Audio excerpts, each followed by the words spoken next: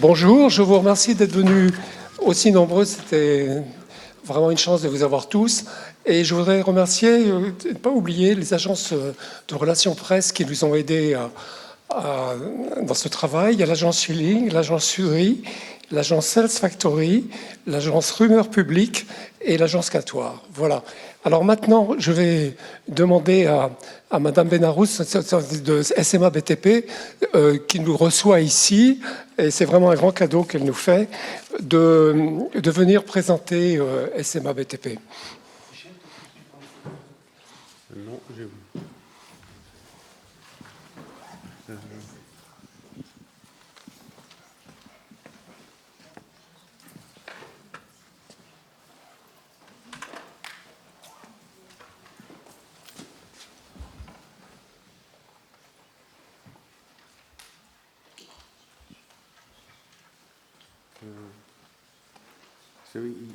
Elle a dit que oui, il y avait le film. Donc... Voilà, on attend un petit film, mais déjà je peux vous dire, donc bonjour à tous, donc mesdames, messieurs, chers partenaires, au nom de SMA BTP et de son président Jacques Chanu, je vous souhaite la bienvenue dans cet auditorium.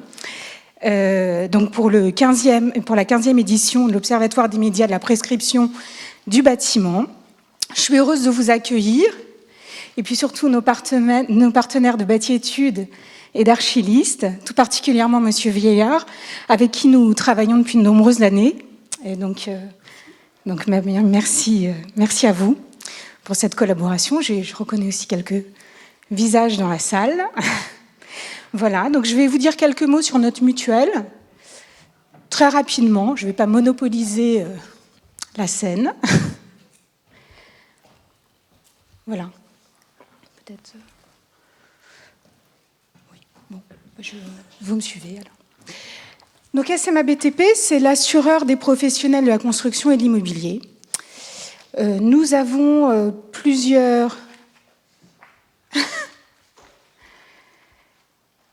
Nous assurons donc nous proposons des assurances professionnelles. Donc de biens et de responsabilité. Nous proposons aussi des solutions pour les assurances de personnes, ainsi que pour les particuliers. Donc notre groupe s'adresse à différents types de cibles, hein, vous le voyez, de l'artisan au grand groupe, en passant par les promoteurs, les constructeurs de maisons individuelles, mais aussi les fabricants de négociants. C'est un groupe mutualiste qui existe depuis 1859, donc on fêtera nos 165 ans d'ici peu. Qui dit groupe mutualiste dit pas de pression boursière. Nous avons un accompagnement au plus près de nos sociétaires et aussi un engagement aux côtés de nos clients. Quelques chiffres, donc c'est aujourd'hui SMA BTP, c'est 3,2 milliards de chiffre d'affaires. C'est 3600 collaborateurs et aussi près de 600 000 contrats d'assurés, professionnels et particuliers.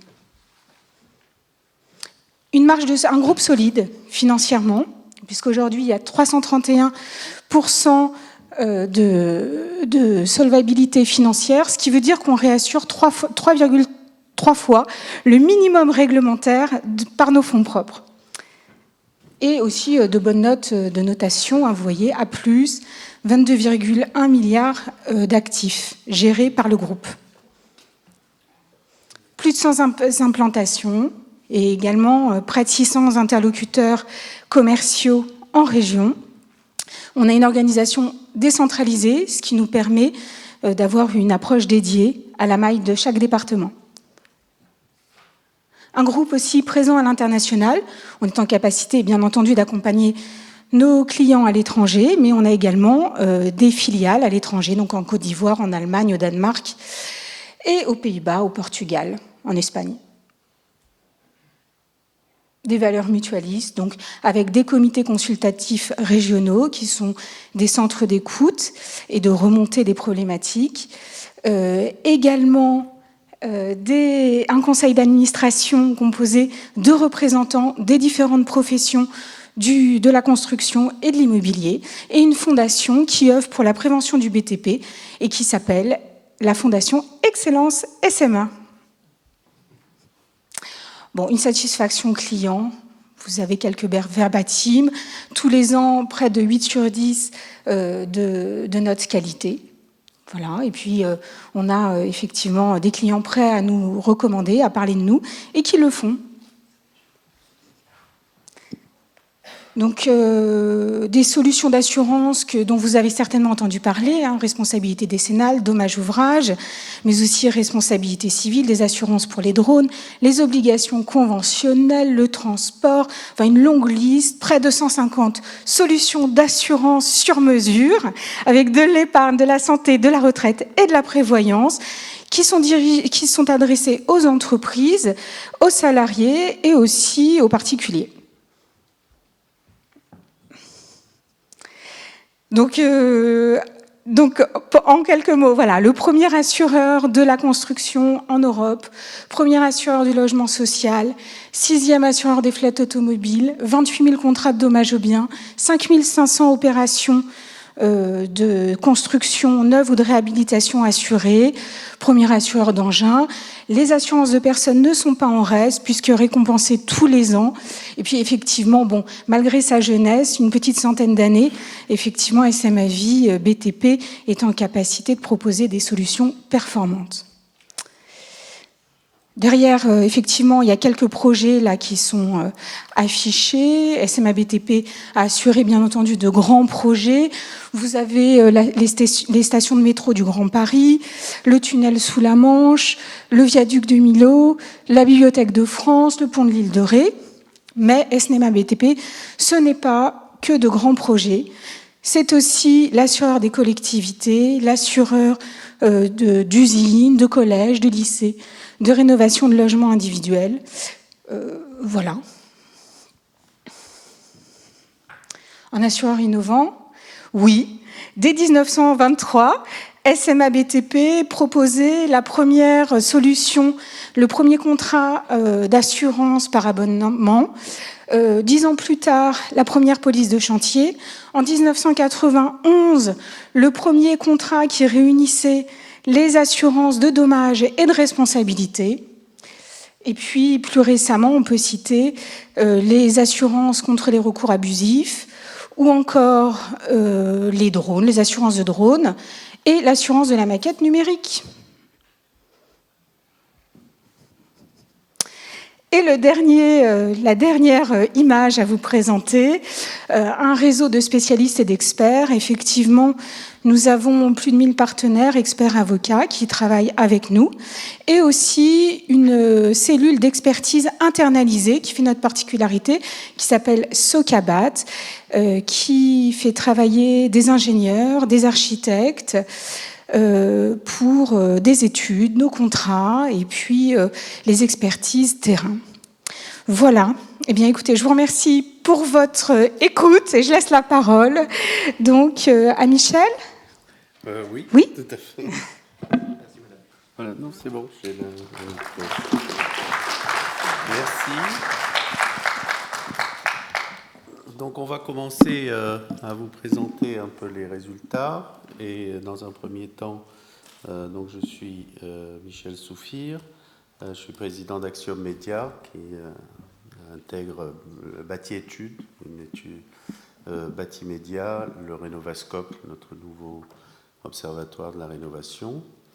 Je veux juste présenter en quelques mots Bâti Études, que certains d'entre vous connaissent, puisqu'elle existe depuis 35 ans. Qui a pour objectif de comprendre les mutations de la construction, donc spécialisé uniquement sur ces secteurs, d'anticiper les marchés grâce à nos observatoires, parce qu'avec l'observatoire de la construction neuve, on anticipe bien évidemment le marché sur 1 an et demi ou 2 ans pour savoir comment les stratégies constructives vont évoluer. Et donc la démarche d'Axiom Média est une démarche globale, accompagnant nos clients dans la compréhension des marchés. Donc on a une grosse base de données études qui vient de nos observatoires, qui nous appartient, et donc où on accompagne les entreprises à la fois pour de l'information active et actuelle, et également pour, et ça c'est de plus en plus à la mode, pour faire des projections de tendance de revenir sur les 10 dernières années, 15 dernières années, et regarder un petit peu les trends historiques de cela.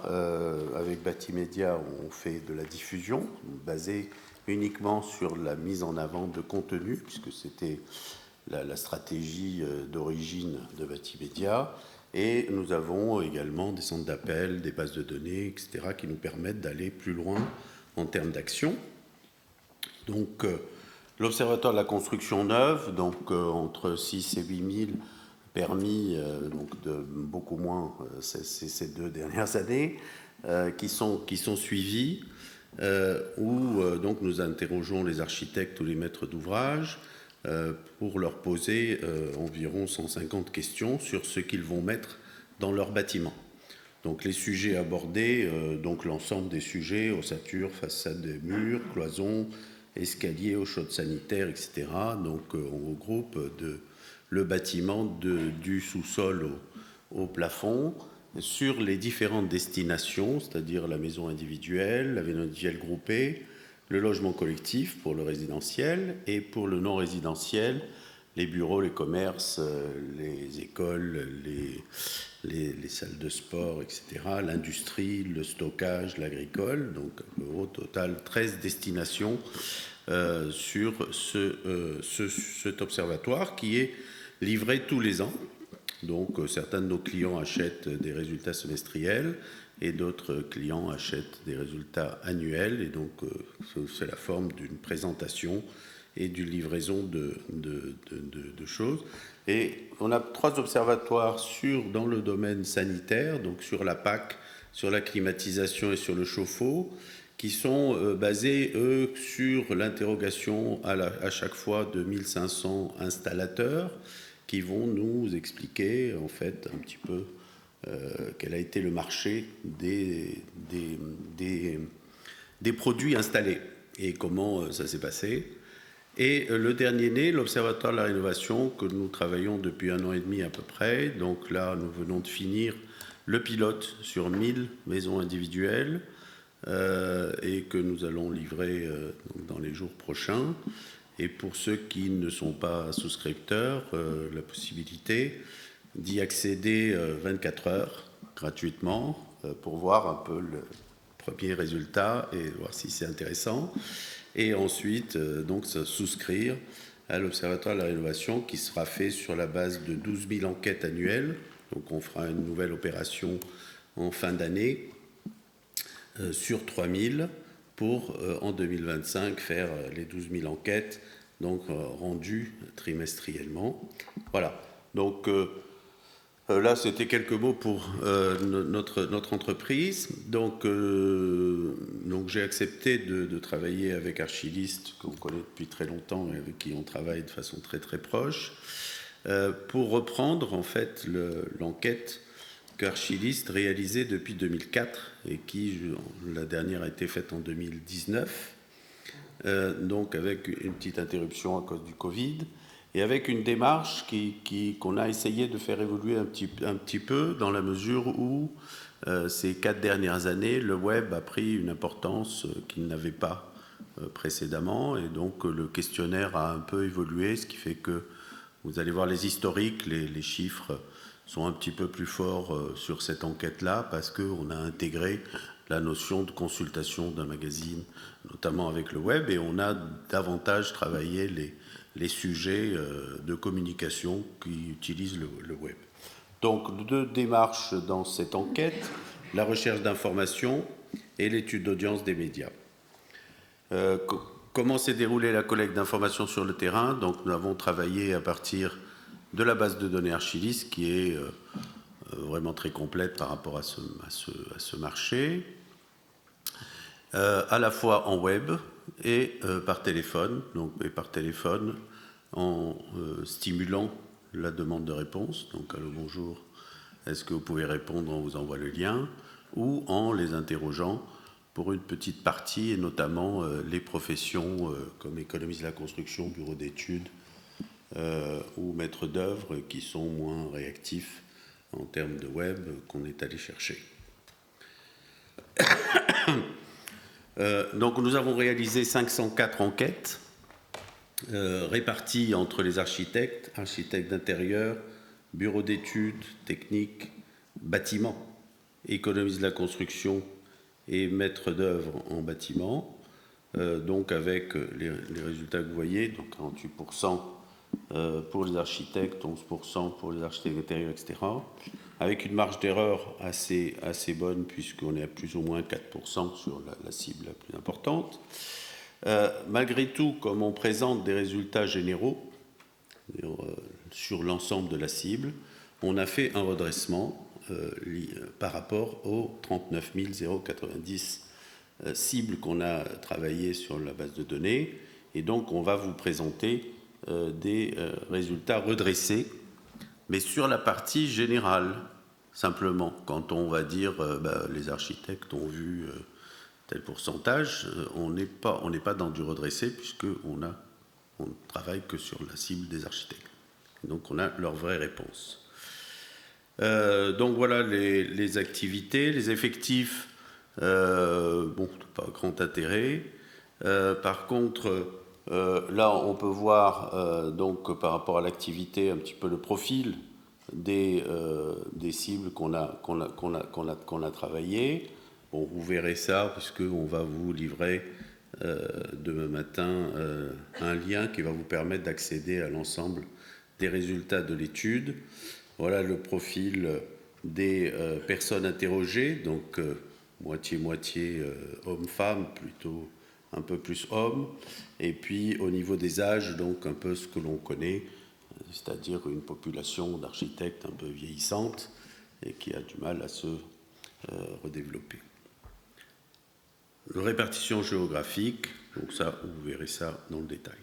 Maintenant, Bertrand va continuer la présentation. Bon, continuons. Bon, alors ce qui est important de voir, c'est que l'attitude des architectes n'est pas la même en général et au moment de la recherche d'un projet.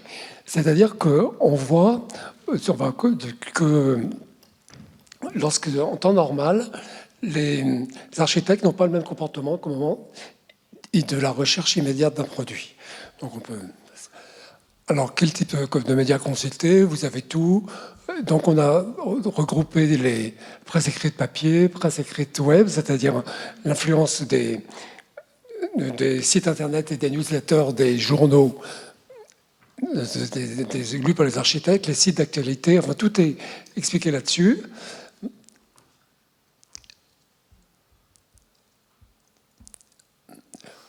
Donc là, vous avez un tableau qui vous donne la répartition. Alors, on peut faire des classements, par exemple, sur les architectes. On s'aperçoit qu'ils vont plutôt regarder les sites d'actualité ou lettres d'information par Internet, ensuite la presse écrite web, c'est-à-dire, et ensuite les presses écrites papier, les réseaux sociaux, etc. Les architectes d'intérieur n'auront pas forcément la même réaction. Enfin, chaque métier est très différent en fait, et chaque métier n'utilise pas de la même façon les médias. Voilà, on peut peut-être passer au tableau suivant. Alors, dans le cas de l'activité, on s'aperçoit d'une chose, c'est que le site Internet est très consulté, c'est le plus consulté, et ensuite le produit tech et la visite d'un représentant, les salons professionnels, etc. C'est-à-dire que ce qu'il faut voir, c'est que à ce moment-là, l'ordre d'importance des médias n'est pas le même que celui qu'on va trouver au moment de la recherche du produit. Alors là, vous avez les tableaux remontent tous parce que nous avons regroupé la question, nous avons créé la question important, alors qu'avant nous n'avions que la question plutôt important, ce qui fait que tous les médias remontent. Oui, donc ça donne une ouverture en fait, par exemple pour les documentations, les emails, ce que si quand on a une question vraiment objective noir-blanc ne donne pas comme information. C'est pour ça que les chiffres un peu remontent, sauf pour les sites internet de l'industriel qui étaient déjà très haut niveau et que les gens continuent de consulter bien évidemment et qui est devenu d'ailleurs au fil de l'eau beaucoup plus pointu, puisque le site de l'industriel met à disposition les docs, met à disposition des informations qui ne mettaient pas il y a 4 ou 5 ans en arrière. On avait plus des sites institutionnels ou d'information que des sites vraiment qui pouvaient concurrencer une produit tech ou qui pouvaient concurrencer des produits plus spéciaux. Alors là, c'est très important, c'est que le pourcentage global, au moment de la recherche d'un produit, ils vont d'abord sur Google, et ensuite sur le site, d'où l'importance de l'intervention que va faire M. De Goth de GDA sur la SEO pour bien être trouvé soit par un moteur de recherche, soit en consultant directement le site. Alors, en ordre d'importance, vous cherchez dans un moteur de recherche, vous consultez le site, la documentation interne qui a remonté, vous téléphonez, vous apercevez qu'à ce moment-là, ils ne vous téléphonent pas, autant ils ont voulu avoir un représentant d'une façon générale, au moment de la recherche d'un produit, c'est pas le moment où ils vont vous appeler, donc c'est à vous de l'appeler de façon efficace au moment où ils recherchent un produit. Alors là, nous avons fait des tableaux pour voir, on s'aperçoit bien entendu que le site Internet, c'est intéressant pour tout le monde, un peu moins pour les bureaux d'études, mais c'est quand même le premier média. Alors le journal interne, là c'est beaucoup moins, vous voyez que les chiffres sont beaucoup plus bas, peut-être un peu plus, donc ils sont aux environs de 38%, alors que c'était beaucoup plus fort pour les sites Internet. Et donc maintenant ? Alors maintenant, on va demander à Gabriel de nous parler de la SEO, parce que c'est le grand chef sur ce sujet. Bonjour à tous, Gabriel De Goth, donc je préside une société qui s'appelle GDA, qui est dans le numérique bâtiment depuis 22 ans. Voilà. Merci Bertrand, merci Michel. Je suis venu vous parler de SEO parce que, donc, est-ce que tout le monde sait ce que c'est que le SEO, l'acronyme Search Engine Optimization? Donc c'est évidemment le référencement de vos sites dans les moteurs de recherche. L'étude met ça en évidence, mais vous le savez depuis des années, que soit on va chercher un produit dans Google, soit on va directement sur le site de l'industriel. Donc ce sont deux notions évidemment différentes. Le site de l'industriel, c'est parce que vous avez fait de la com ailleurs qui vous permet d'être connu. C'est l'exemple de Carglass qui dit allez directement sur Carglass plutôt que de chercher pare-brise dans Google. Ou alors vous n'êtes pas assez connu et ou parce que la personne ne sait pas quoi choisir et du coup il va taper vos mots-clés. C'est ça, sur ça qu'on travaille. On va passer cette slide, je ne vais pas vous raconter ce dont vous avez besoin sur votre site web, vous le savez. Le contenu à offrir, aujourd'hui il est très large, Michel en a parlé rapidement. Le professionnel, il va chercher évidemment le produit qui va bien, le professionnel ou le particulier, mais le professionnel, on est là surtout, je crois, peut-être en mode B2B. Donc l'importance de l'arborescence et du guide de choix. L'arborescence, vous voyez, j'imagine ce que c'est le classement, c'est la segmentation marketing de votre offre. Et le guide de choix, c'est de ne pas le laisser livrer à lui-même en disant vas-y, démerde-toi et déroule toute la gamme pour trouver le bon produit. Donc, importance de ça, évidemment, les infos, etc. Mais je vais passer vite parce que je vais essayer de faire rapide. Voilà. Vas-y. C'est pas le plus important. L'importance du SEO. Première source de recherche de professionnels, on en a parlé. Et puis, vous avez de la concurrence. Vous avez de la concurrence avec vos copains. Vous avez de la concurrence, c'est ce qu'on va appeler de la e-concurrence, c'est-à-dire la concurrence que vous avez sur Internet. La e-concurrence, c'est typiquement, je sais pas, je crois qu'il y a quelqu'un de Batiweb qui est ici.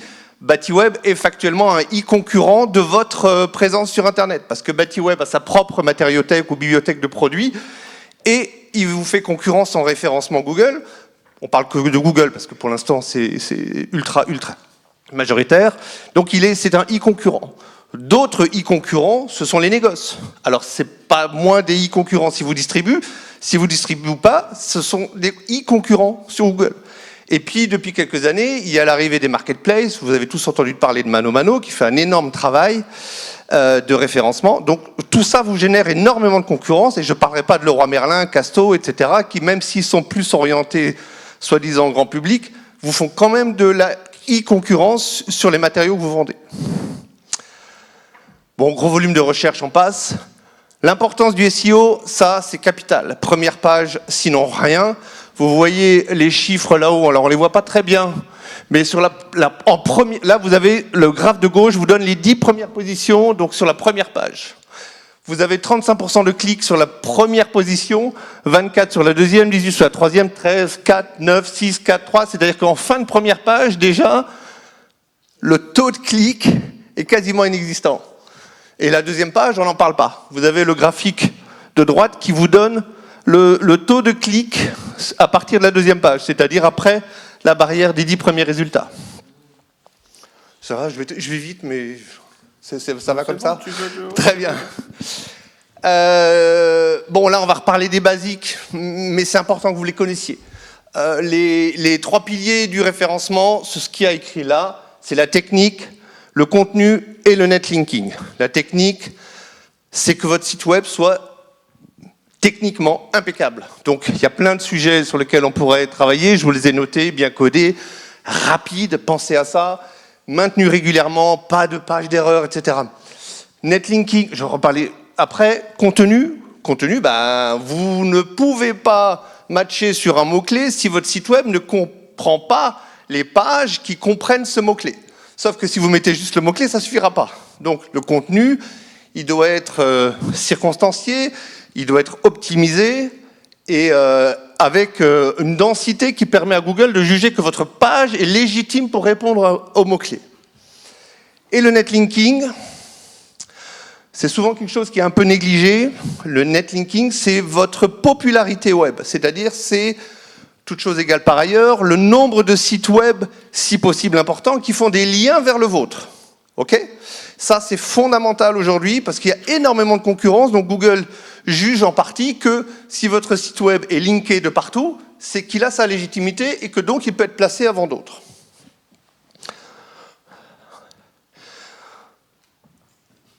Un petit peu plus technique. Sur votre site web, vous avez un budget crawl. Vous ne le savez pas, on ne connaît pas sa mesure, on ne sait pas le mesurer. Mais au fur et à mesure que votre site web grandit, que ses liens grandissent, Google vous attribue plus d'importance et vous attribue un peu plus de temps de passage pour ses robots.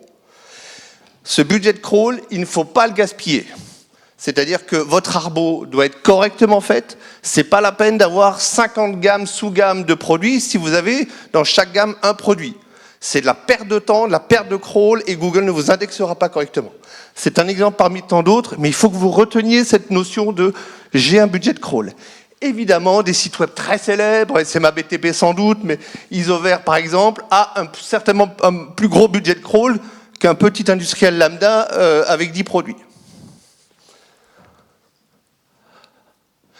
Alors ce que je vous dis là sera de moins en moins vrai, mais on en reparlera en fin de session. Évidemment, pensez aux autres contenus qu'on va appeler transverses. C'est-à-dire que votre gamme de produits, elle répond à des mots-clés bien définis. Les mots-clés que vous ne pouvez pas obtenir par votre gamme de produits, on peut utiliser des biais alternatifs avec les blogs, les FAQ, les livres blancs, les réalisations, etc. Donc c'est ce qu'on appelle des requêtes transverses qui vous permettent d'obtenir des positions. Il faut que je pense à respirer. Voilà, bon, contrôler son SEO, alors là, je crois qu'on va peut-être s'arrêter rapidement, mais vous avez des outils gratuits, tous fournis par Google, la Search Console, Analytics, Keyword Planner. Keyword Planner, c'est très important, si vous ne savez pas ce que c'est grosso modo la volumétrie que Google vous donne sur les mots-clés que vous pensez être les bons pour votre site web. Je ne sais pas si la formulation est bonne, mais ça ne sert à rien d'être optimisé sur des mots-clés que personne ne recherche. Keyword Planner vous donne cette information. Il vous dit, il y a 500 recherches par mois, il y en a 90, il y en a 8000, etc. Donc c'est sur ça qu'on travaille lorsqu'on fait une arborescence et un site optimisé. Je suis dans les temps ? Oui. Super. Ça, c'est pour vous donner un outil qui résume ce que c'est qu'un site internet avec les différentes métriques. Je ne vais pas vous m'appesantir là-dessus, ce sont des outils dont nous disposons, dont vous ne disposez sans doute pas, ce sont des outils très pros, mais vous avez les cours avec les mots-clés, les positionnements, les trafics estimés, le score d'autorité que vous avez là-haut, le 18, vous ne savez pas, mais tous ces outils-là vous donnent une note à votre site. Elle n'a de valeur que si on la compare à vos confrères, mais elle vous donne une idée de comment est jugé votre site au regard de sa popularité. dernier sujet, je crois. Il y a une petite synergie entre le SEO et le SIA. Je rappelle juste, le SIA, c'est le Search Ads, oui, c'est ça. Search Engine Advertising, donc ce sont les mots-clés, les AdWords. Tout le monde sait ce que c'est les AdWords. C'est les trucs sponsorisés qui ont en tête des résultats de recherche. Donc, c'est un peu vicelard, mais Google, si vous lui achetez des campagnes AdWords, du coup, vous générez un peu plus de trafic, et du coup, comme par hasard, il vous améliore votre positionnement en référencement naturel. C'est extrêmement discutable, mais c'est le cas. Voilà. Ben voilà, c'est tout. Je reparlerai tout à l'heure de l'IA. Pour tous les clients, enfin tous les gens qui sont ici, si à un moment donné vous avez besoin d'un audit, ça sera gracieusement offert par la société GDA. Voilà. Bon, merci Gabriel.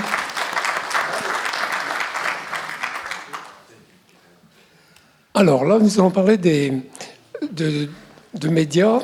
La visite d'un représentant, on a vu que c'était considéré comme important, mais il faut voir si c'est toujours considéré comme important au moment de la recherche d'un produit. On peut continuer là. Les documentations courrier, c'est quelque chose qu'Archilis faisait énormément il y a quelques années, parce que nous avons une base de données extrêmement fiable fondée sur 80 000 permis de construire au moins, avec en plus des chiffres d'affaires, tout ce que vous voulez. Mais pour trouver à qui écrire, en fait, c'est une chose qui se tient encore. Mais c'est pas le même niveau d'importance. Les emails spontanés envoyés par les industriels, alors là, ils ont l'air de dire que c'est assez important quand même, c'est-à-dire un niveau de 40% à peu près sur l'ensemble des cibles, mais on s'aperçoit que c'est quand même plus difficile qu'il y a quelques années parce qu'il y a énormément d'emails envoyés vers les architectes. Et par exemple, pour l'étude que nous avons faite, nous avons obtenu moins de réponses par Internet de façon facile qu'il y a quelques années, parce que malheureusement, il y a une certaine saturation. Donc il y a vraiment intérêt à prévoir des emails bien construits. Et là.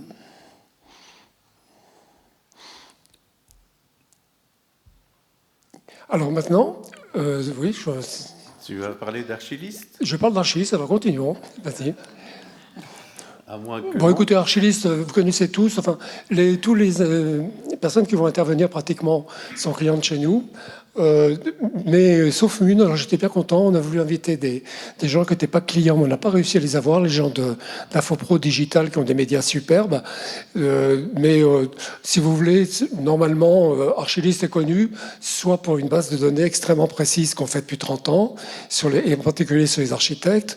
On est très connu parce qu'on a travaillé avec le journal DA sur les chiffres d'affaires, donc on a fait une étude pendant 15 ans là-dessus. Et puis, on a donc une newsletter qui est envoyée une fois par mois et qui intéresse surtout les architectes plus que les autres professions. Et nous avons un site sur lequel vous pouvez mettre de la publicité. Enfin bon, Archilist est globalement bien connu, les industriels du bâtiment, parce que ça fait une trentaine d'années que nous sévissons dans la profession. Voilà. Alors maintenant, on va demander à M. Burgumeau, c'est très important, c'est cette histoire. Au moment de la recherche d'un produit, quand même qu'on arrive à joindre l'architecte ou l'économiste, parce que c'est le bon moment de faire. Alors on va demander à M. Burgumeau de présenter c'est la société Contact Business. Ah oui, elle est partie, oui. C'était le Covid, ça, je crois. Bonjour à tous, merci de l'invitation. Donc moi je suis Laurent Bourrumeau, je suis un des 3 associés de la société Contact Business. Alors Contact Business, c'est une société qui existe depuis 30 ans. Nous avons plusieurs buts. Alors déjà, j'ai présenté la société, effectivement. Donc nous sommes 18 aujourd'hui. Nous sommes situés en Seine-et-Marne, à Croissy-Beaubourg, et 30 ans d'existence. Donc nous avons 2 activités principales. La première, c'est de détecter, de fournir des informations projets le plus tôt possible. Donc dans le slide suivant, s'il est possible, je sais pas. Non, celui d'après peut-être, ouais. Voilà. Le but aujourd'hui, alors pour ceux qui nous connaissent depuis longtemps, effectivement, on était pendant très longtemps sur la phase amont. Le but était de sélectionner, de détecter des projets le plus tôt possible pour aider les prescripteurs dans leur démarche auprès des influenceurs. que ce soit maîtrise d'ouvrage ou maîtrise d'œuvre. Et puis depuis 5 ans, on a continué un petit peu le cycle de vie des projets en allant aussi vers la consultation, en fournissant le DCE donc sur nos projets, et la phase d'adjudication, en associant les attributaires des lots sur chacun des projets. Donc le but ici, c'est d'avoir des informations qualifiées, aussi bien dans le domaine public que dans le domaine privé, et attaquables, en fait, consultables à tout moment. Donc ça, c'est la première activité, le fait d'être leads provider d'informations qualifiées, maîtrise d'ouvrage, maîtrise d'œuvre, les projets, aujourd'hui les entreprises aussi, donc les DCE, une recherche de mots-clés dans les DCE pour pouvoir matcher sur des produits, les miens, la gamme, mes produits, ou aussi bien ceux de la concurrence, pour essayer de déprescrire, d'orienter. Et la deuxième activité, c'est l'outil aussi, donc un outil qui permet de gérer ces informations que l'on fournit, un outil complètement personnalisable, qui peut être un outil juste de consultation de données, ou outil de suivi de projet, CRM projet, ou même CRM pour certains de nos clients qui vont jusqu'aux offres de prix, devis, offres de prix, informations tarifaires. Ou alors on sait aussi communiquer avec des CRM existants, type Salesforce, Microsoft Dynamics, en envoyant nos données directement dans les CRM des clients. Voilà, donc en fait, vous retrouvez principales destinations d'ouvrages qu'on essaye de veiller, donc tous les projets qui peuvent exister. Alors tous, c'est prétentieux de dire ça, on essaie vraiment de représenter le plus possible le marché français, de récupérer le plus possible de projets. Volontairement, on n'a pas tout, parce que déjà on ne peut pas tout avoir, mais en plus ce sont des projets qualifiés. Notre philosophie, c'est d'essayer de qualifier les projets si on ne peut pas trouver une maîtrise d'ouvrage, une maîtrise d'œuvre sur le projet, on ne va pas qualifier les projets. Donc on récupère ça dans différentes sources, publiques, privées. On est dans une base de données chez nous, toute la semaine, on crée ou on met à jour ces projets et on les livre aux clients en fin de semaine. Voilà, sous forme d'abonnement annuel, chacun de nos clients récupère et est abonné à tel ou tel type de destination d'ouvrage. Donc, par exemple, voilà, tout ce qui est école publique, lycée, privé ou santé, logement, public, privé, pareil, tout ça. Vous vous abonnez au logement et vous recevez toutes les semaines des nouveaux projets, donc des opportunités sur votre secteur. Voilà. Et aussi les mises à jour après futures de ces mêmes projets qui ont pu évoluer en consultation, en adjudication. L'outil donc permet de recevoir toutes ces données. Vous voyez là, donc c'est les différents écrans de l'outil. Voilà, vous avez des critères financement, type, avancement par secteur. Voilà. Et puis donc les recherches, les écrans de recherche de projets qui peuvent permettre de connaître les opportunités que vous avez par secteur, voilà, par grand segment, par le fait que ça soit donc du public, du privé, que ce soit d'un nouveau projet, un projet mis à jour, avec des critères de taille aussi, de surface en mètres carrés, de budget, en nombre de logements, dans tous les domaines. Et l'intérêt après, c'est que comme sur chaque projet, vous avez aussi les acteurs. On essaie d'aller plus loin aussi dans le fait de caractériser les acteurs. Donc, quand il y a plusieurs bureaux d'études sur le projet, on essaie de savoir pourquoi tel ou tel bureau d'études, donc celui-ci en structure, l'autre en VRD, plutôt lui en mission économiste, en fluide, enfin, etc. Vous pouvez avoir aussi les contacts. À 34-35% aujourd'hui de nos projets ont des contacts personnes physiques. On ne va pas récupérer absolument tous les contacts de ces sociétés-là, mais le but, c'est d'avoir le bon contact. L'outil permet de s'approprier les projets, de les suivre, de les gagner, de montrer qu'ils sont perdus, de les valoriser aussi éventuellement. Et vous avez donc aussi sur la partie droite les DCE liés quand on est en phase de consultation et éventuellement les matchs, les mots-clés qu'aurait pu matcher donc, dans ces DCE. Pour éviter de télécharger tout le DCE, vous avez juste les mots-clés et les documents dans lesquels ces mots-clés ont matché. Et donc l'intérêt, c'est que puisque sur chaque projet, vous avez aussi les acteurs liés, du coup, l'outil permet aussi de rechercher les acteurs les plus actifs. Et donc, vous pouvez sur votre secteur, par exemple, dire, tiens, sur le secteur Bretagne ou Île-de-France, Alsace, quel est l'architecte le plus actif depuis 2 ans et en l'associant au domaine de segment de marché, est-ce que c'est du logement, résidentiel, santé, tertiaire, voilà. Et vous avez donc du coup acteurs les plus actifs, classés tout de suite par nombre de projets. Donc c'est une base donc, depuis 30 ans qui vit. Donc vous avez plus de 45 000 maîtres d'ouvrage, maîtres d'œuvre, plus les sociétés aujourd'hui, les entreprises de pause à la fin. Et donc c'est pas un annuaire, mais ça peut l'être. En fait, c'est un annuaire actif, c'est-à-dire que c'est les acteurs qui bougent, en gros. Voilà, c'est ceux qui sont actifs depuis à chaque fois sur 2 ans minimum, mais bien sûr, plus le client est là, plus il a une base conséquente d'acteurs. Et l'intérêt aussi, après, c'est que donc sur chaque fiche société, vous avez l'historique des projets qu'ils ont fait dans la base, ceux qui sont en cours. Donc là, on peut optimiser ces rendez-vous en disant, bah tiens, j'ai pris rendez-vous avec tel architecte, c'était un peu compliqué, bah, au moins je vois où il en est et ce qu'il fait aujourd'hui, sur lequel je peux parler aussi sur les autres projets. Et on voit aussi donc, le réseau avec qui il travaille sur les autres projets. Voilà, ça permet de créer son réseau partenaire et de savoir d'avoir d'autres points d'entrée éventuellement. Et sur chaque projet, vous avez les lots aussi qu'il a pu gagner. Donc il y a des systèmes de push aussi pour les gens qui ne veulent pas forcément ou qui n'ont pas le temps de se connecter toujours à l'outil. Donc il y a des systèmes de push qui vous alertent sur les nouveaux projets de mon secteur, les projets dans lesquels un mot-clé a matché.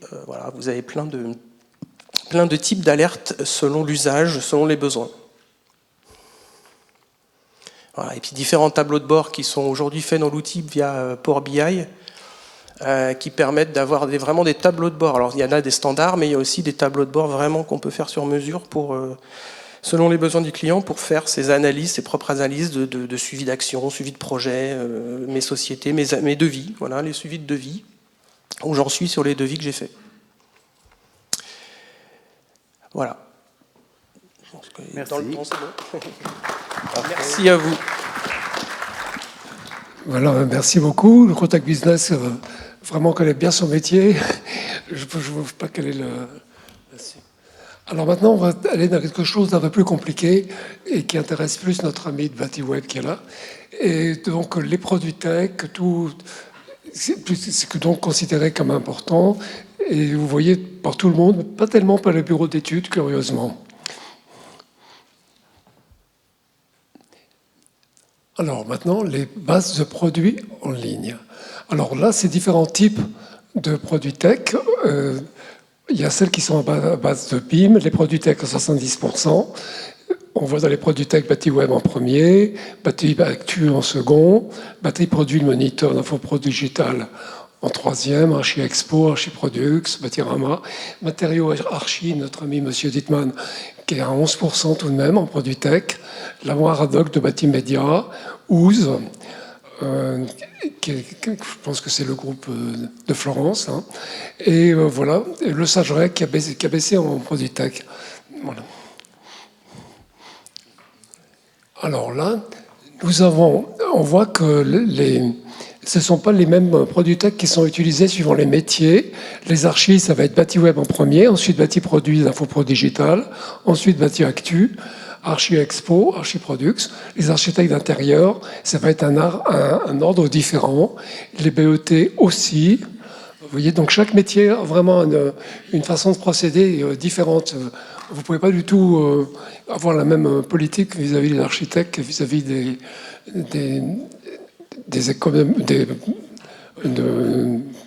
architectes d'intérieur. Ce n'est pas la même fréquentation. Alors ça, les produits tech par métier, c'est à peu près ce que vous avez vu tout à l'heure. Je pense qu'on peut passer. Alors le BIM par métier, c'était classé avant. Alors les produits tech, on a donc une grande domination de Batiweb, Batiproduit et Batiactu. Vous voyez que c'est dans cet ordre que ça se présente. Alors les magazines purement web, les magazines Batiweb sont extrêmement regardés. Le Batimédia des prescripteurs est bien en dessous, mais quand même à 17%. Batijournal à 7%. Ça, vous l'avez vu, je pense. C'était très bon. Alors, les lettres d'information, il y en a énormément. Et c'est intéressant de voir que ça va le moniteur est très bien lu, la lettre d'information moniteur est très bien lue. Ensuite, celle de Bâti Web, ensuite Bâti Actu, celle de DA aussi, où les sites de DA sont très bien vus aussi. Vous avez tout le monde là, dans l'ordre. Mais c'est toujours le journal de l'architecte de notre ami Monsieur Mater, c'est une très bonne pénétration à 16%. Vous avez donc ici Archidésine, une muse malheureusement pas très élevée. Ça, je pense que vous avez tous ces chiffres, c'est ce qu'on vient de voir tout à l'heure. Mais c'est toujours ce qui est intéressant, c'est de voir que c'est pas le même lectorat suivant les métiers. Si tu peux mettre les archives intérieures. Vous voyez, DA est très bien placé, AD Magazine est très bien placé. Vous avez parce que pour architecte d'intérieur, nous avons pris aussi bien les gens qui sont CFAI, enfin, qui sont hyper qualifiés, que les décorateurs. Hein, si vous verrez ça, les économistes, ça va être des bureaux d'études techniques. Vous voyez une énorme pénétration du moniteur et très peu les autres. Chaque profession a un peu ses médias préférés. Les économistes, je ne sais pas comment ils se passent. Déjà, ils regardent beaucoup moins que les autres. Attends, si tu peux me remettre bien. Ça va être le moniteur encore, Bâti Actu, Bâti Produit, tout change. Hein. Chaque métier a vraiment une approche différente. Et les maîtres d'œuvre en bâtiment, je ne sais pas, qu'est-ce que ça donne? Ça va être moins, déjà des chiffres beaucoup moins, pas très élevés. Enfin voilà, on va passer au suivant. Alors là, ben voilà, c'est ce que je vous expliquais tout à l'heure. Vous voyez donc que l'ordre n'est pas le même suivant les métiers. Sur les sites d'information et lettres, vous voyez, DA très bien placé sur les archives d'intérieur. Et AD Magazine aussi. Voilà. Alors maintenant, on va demander à Monsieur Kempeners de s'exprimer pour Bâti Web. Il connaît bien tous les médias. Merci Bertrand. Bonjour à tous, c'est un plaisir d'avoir répondu à l'invitation de Bertrand pour cette enquête archiviste et Bâti Études. Je vais vous présenter rapidement qui on est, Bâti Web, pour ceux qui ne nous connaissent pas.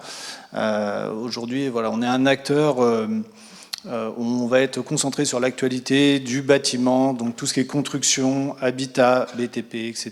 Ça, c'est vraiment notre cœur de métier.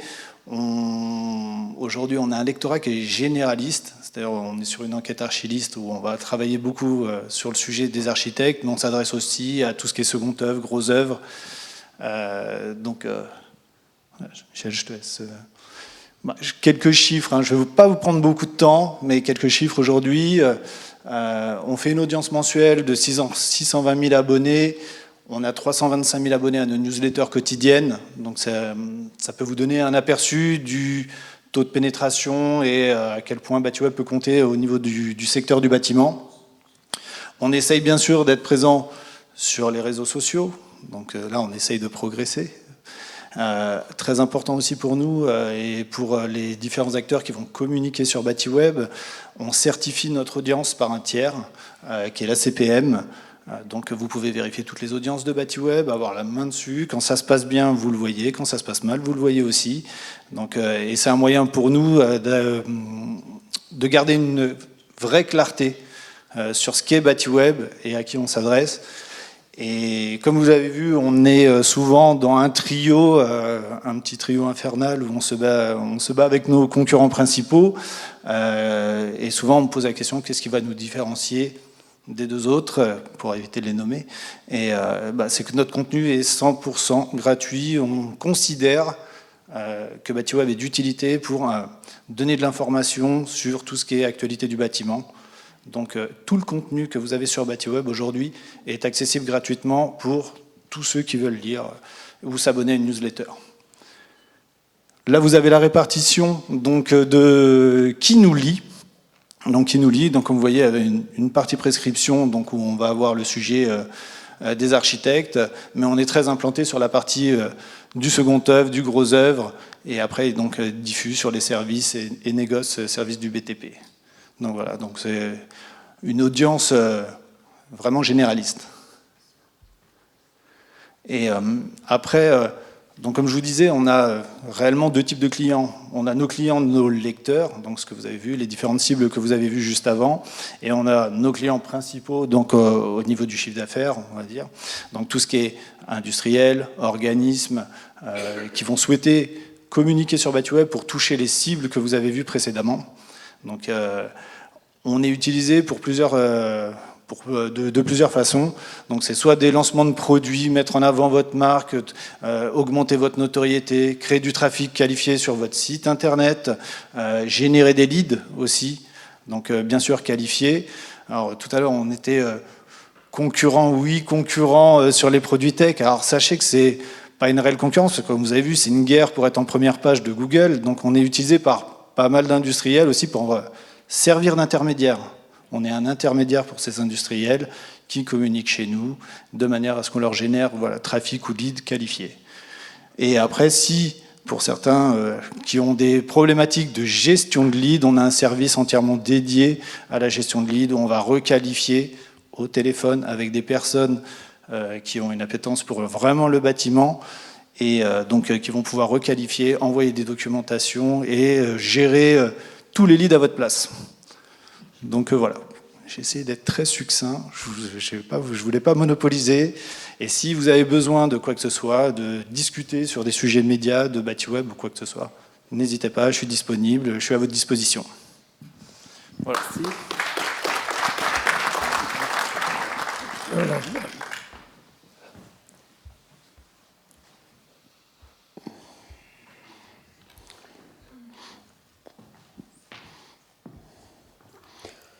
Bon, alors maintenant, ça va être intéressant pour toutes les personnes qui s'intéressent au magazine, à la presse professionnelle. Et donc, on voit que c'est considéré quand même important, à peu près au niveau de 50% de l'ensemble des professions. Il n'y a pas de grande différence. Donc, la presse professionnelle, intéressante, comme vous voyez. Alors, audience comparée. Alors là, c'est assez compliqué parce que finalement, les médias ne sont pas lus du tout au même niveau suivant les métiers. Vous voyez que AMC se débrouille bien et passe devant DA, tout simplement parce que AMC est davantage lu hors de la profession architecte que DA. Et donc après ça, vous avez Séquence Bois, qui est le même groupe. Le cahier de la profession, mais lu surtout, bien entendu, par les architectes. Passion Architecture, l'architecture d'aujourd'hui. Passion Architecture, qui est le journal de l'UNSFA, qui est lu par les architectes. Alors, ce qui est plus intéressant, c'est de voir par métier maintenant. Je crois qu'on a un hit parade quelque part, oui. Un podium. Voilà, là c'est plus intéressant, c'est plus lisible. Donc on voit bien que sur les archis, c'est DA qui domine. Ensuite AMC, les cahiers de la profession, c'est normal, ils le reçoivent gratuitement, c'est le journal de l'ordre des architectes. Séquence Bois qui est très bien placé. Et ensuite Passion Architecture, le journal de l'UNSFA, qui est d'ailleurs diffusé sur des bases d'archivistes, qui représente 53%. C'est les archives intérieures. DA, AMC bien lu, l'architecture d'aujourd'hui. Archicré, c'est normal parce que Archicré a un grand historique auprès des architectes d'intérieur. Et Séquence Bois. Les BNT, ça va être AMC. Les économistes, ça va être AMC. Vous voyez, les maîtres d'œuvre, ça va être AMC. C'est-à-dire que le journal du groupe InfoPro Digital, qui avait été invité, mais je n'ai pas réussi à ce qu'ils viennent, domine hors profession architecte et architecte d'intérieur.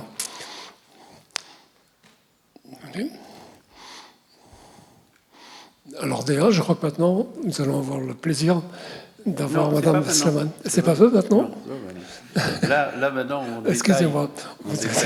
Alors, ce qu'il faut dire par rapport au questionnaire précédent, c'est que donc le questionnaire précédent indiquait simplement des listes de magazines. Est-ce que vous consultez? Donc nous avons rajouté quelque chose, consulte, ne consulte pas, ce qui fait que tous les magazines passent et on répond oui ou non. Et deuxièmement, on a rajouté la notion, est-ce que vous le lisez en papier, en web, en les deux, ce qui fait que quand vous voyez les historiques, on a un petit delta de l'ordre de 10% qui vient du fait que l'accessibilité des magazines sur le web a donné un petit bonus un petit bonus au support. Bien, on a vu DA. Là, vous voyez donc sur les archives une très bonne pénétration, sur les archives d'intérieur aussi, et beaucoup moins dans les autres métiers.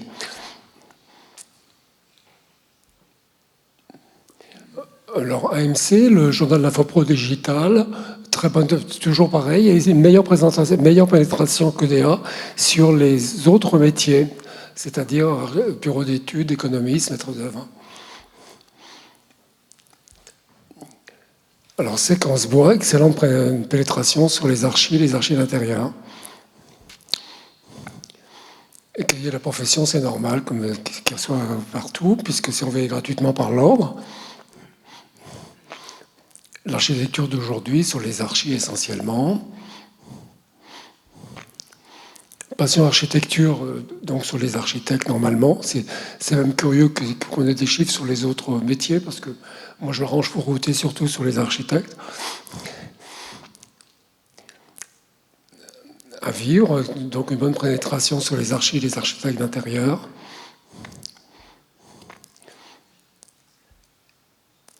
Et Archicré, pénétration sur les architectes d'intérieur et sur les architectes. Vous avez les chiffres qui sont là.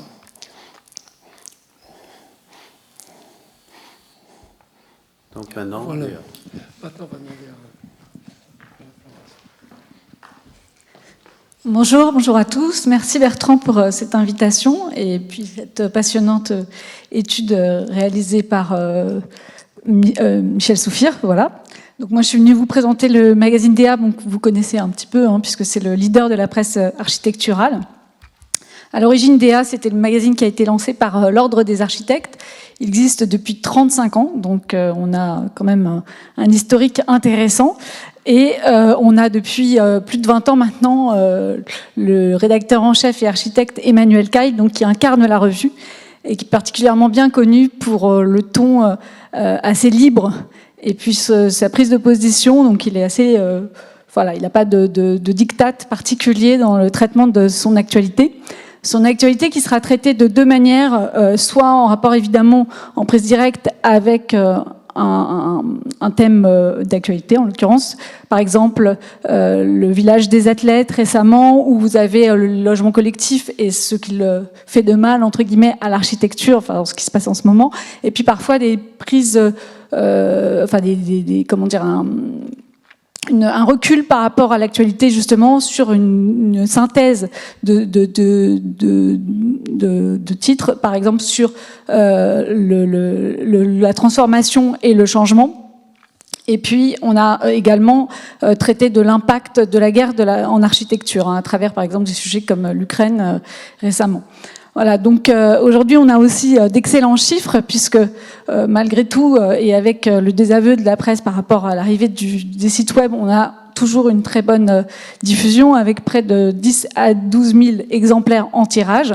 Voilà, on est très présent notamment également auprès des abonnés et puis évidemment au travers des salons professionnels. Voilà.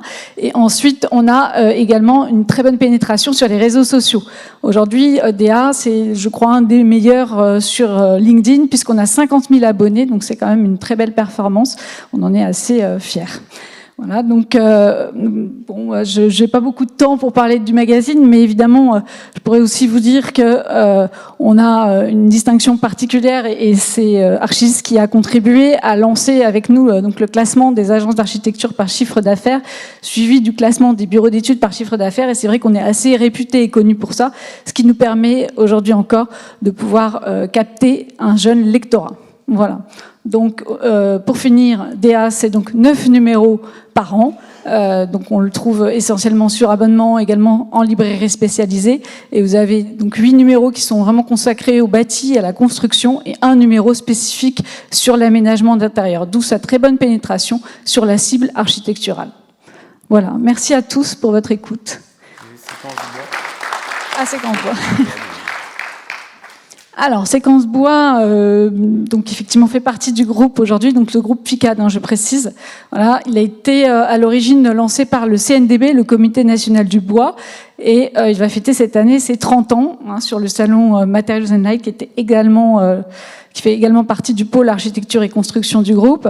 Et en l'occurrence, il est incarné aujourd'hui par Anne-Sophie Gouyen. Alors Anne-Sophie Gouyen, un peu à la manière d'Emmanuel Caille, a un ton assez libre et assez direct dans ses prises de position. Et elle est surtout très tournée vers tout ce qui touche l'écologie et la durabilité. Voilà. Et aujourd'hui, elle a un petit peu étendu, en fin de compte, la vocation de Séquence Bois, qui était principalement tournée vers le bois, puisqu'on ne parle plus uniquement de la construction bois. Évidemment, on met en avant la construction bois, mais on a un petit peu élargi la sphère pour parler également des produits géosourcés et biosourcés. Voilà. Ce qui est très intéressant de noter, c'est qu'aujourd'hui, on a un comité de rédaction qui est quand même très très fouillé, puisque on a à la fois des ingénieurs, des universitaires et des conseillers techniques qui vont permettre justement, au travers des projets et des réalisations qu'ils présentent dans le magazine, de montrer un peu les qualités structurelles et de durabilité du bois. Le bois qui, malgré tout, est aujourd'hui très bien perçu, mais il faut toujours qu'il se défende également d'être un matériau de construction premium. On a un petit peu fait évoluer Séquence Bois, puisque désormais on a 4 numéros qui font 80 pages, donc des numéros un petit peu plus gros en termes de pagination, une pagination toujours assez forte, et on a une progression à 2 chiffres sur nos abonnés, donc on a vu qu'on était très bien positionné sur les architectes et les architectes d'intérieur, avec également une très bonne pénétration sur les réseaux sociaux. On a 7000 abonnés sur LinkedIn. Alors pour un magazine de prescription bois, c'est quand même pas mal. Voilà.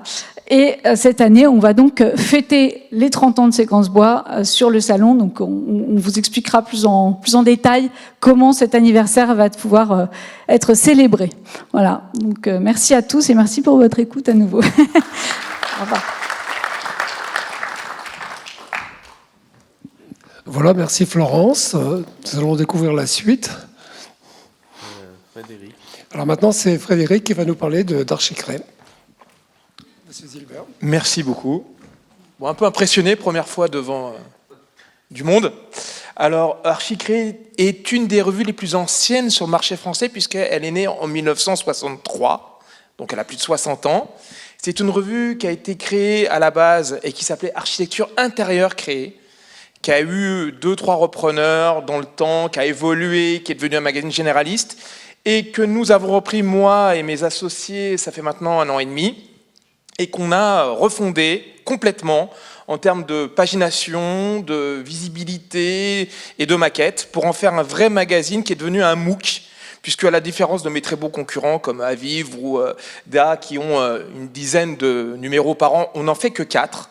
Mais nous, notre but est d'être gardé, puisqu'aujourd'hui, un Archicré est un produit très haut de gamme que les architectes gardent, soit pour le relire, soit pour le présenter, et dont on a 2 lignes éditoriales, une ligne actualisée tout le temps grâce au digital, puisque c'est archicré.com, et une ligne print, qui est le magazine, où la moitié du mag est dédiée à la mise en avant de projets réalisés par des cabinets d'architectes. Donc aujourd'hui, on a 2 lectorats dans ce magazine. Un lectorat d'archi où on leur propose de présenter des projets et de mettre en avant leurs projets, et un autre d'industriels où là, on présente les produits, mais aussi des projets où leurs produits sont intégrés. Voilà. Donc aujourd'hui, on a une revue qui était un petit peu laissée à l'abandon par son ancien éditeur, qu'on a repris, qu'on a restylisé. On est présent, comme nos concurrents, sur beaucoup de salons. On fait une visibilité digitale en développement. On est un petit groupe de presse. On a 5 titres dans notre groupe, et pas DA, mais créé la locomotive. Et aujourd'hui, on relance le titre. On est reparti sur de nouvelles bases, sur un produit qui est, et c'est là notre force, très très haut de gamme. Voilà. Merci. Merci Frédéric.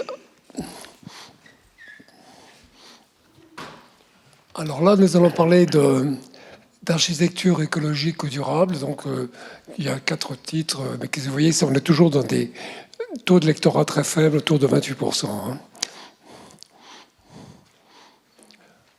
Alors, les principaux, C'est assez amusant de voir que c'est différent suivant les métiers, comme d'habitude. Si vous prenez par exemple les maîtres d'œuvre, parce que les maîtres d'œuvre sont souvent des constructeurs de maisons individuelles, on ne va pas avoir du tout le même classement que pour les autres. Ça va être maison éco, maison bois, maison et bois, la maison écologique, économiste. C'est quand même des lectorats assez faibles en général. Voilà, je pense que là on peut passer assez vite tout ça. Bien sûr, on peut passer tout ça. Vous les aurez dans les rapports. Alors ça, maintenant, ce qui est intéressant, c'est les magazines généralistes. On s'aperçoit le moniteur largement en tête, à 68%, Batiweb à 55%, magazine Actu 53%, et toujours un lectorat différent suivant les métiers. Toujours pareil, les hit parades ne sont pas les mêmes. Hein. Si les architectes, ça va être le moniteur, le magazine Batiweb, magazine Bati Actu, bureau d'études, ça va être le moniteur. Vous voyez, c'est toujours le moniteur quand même en tête partout, sauf sur les archives d'intérieur. Ça, je pense qu'on peut passer assez vite, vous les aurez, tout ça. Alors sur l'habitat, c'est assez différent. Là, on va regarder. Vous voyez que d'abord, ce sont des lectorats assez faibles. Si on peut continuer là, on va voir le palmarès par métier, c'est plus intéressant. Donc sur les archives, ça va être AD Magazine en premier, art et décoration, IDEA, telle décoration. Les archives intérieures, AD, IDEA, art et décoration. Vous voyez, donc les supports ne sont pas les mêmes suivant les métiers. On a pris dans les architectes d'intérieur, comme je l'ai dit, aussi les décorateurs. Hein. C'est-à-dire qu'il n'y a pas simplement les gens du CFAI, les gens qui ont fait l'école Camondo, il y a un peu tout le monde. Hein. Vous voyez que les économistes les lisent très peu, ce qui est logique. Les bureaux d'études, pratiquement pas. Donc voilà. Ça, on peut passer. Tout ça, je pense que c'est très clair. Vous aurez des tableaux comme ça sur tous les supports. Hein. Alors, technique, ingénierie du bâtiment. Alors là, on va voir la domination très nette des cahiers techniques du bâtiment. J'espère qu'on aura un Infopro Digital l'année prochaine qui pourra parler de ces médias. Si on peut tourner un peu. Donc, toujours pareil, les cahiers techniques du bâtiment qui dominent partout, chez les archives d'intérieur à 35%, et tous les journaux à moins de 25%. Parce que les autres journaux, qui sont très techniques, sont surtout lus par les métiers. C'est-à-dire, ça va être les gens vont lire Chauffeur Performance, c'est un très bon support, mais c'est surtout lu par les gens qui mettent en œuvre. C'est pas tellement lu par la prescription. Seul les cahiers techniques du bâtiment est lu pas mal lu par toute la prescription. Vous voyez, donc, comme vous voyez, une bonne répartition des cahiers techniques du bâtiment. Je crois qu'on peut passer. Attends, tu peux revenir en arrière? Je crois qu'on a quelqu'un de qualité prescription qui est là, ça lui fera plaisir. Alors, vous voyez, quand même, ne consulte pas tous ces tableaux. Les architectes le lisent un petit peu, mais c'est pas. Quand même beaucoup de gens ne lisent pas, vous voyez. C'est pour tous les médias, c'est comme ça. C'est-à-dire que la prescription ne lit pas trop les titres techniques, sauf les cahiers techniques du bâtiment.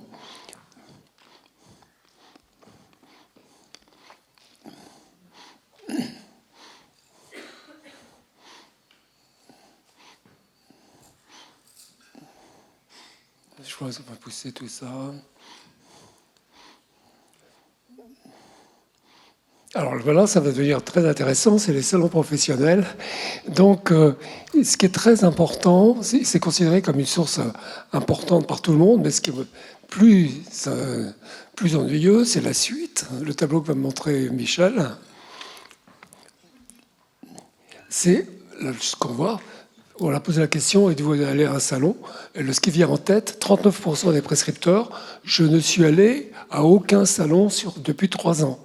C'est-à-dire que malheureusement, les prescripteurs, ils ne courent pas dans les salons.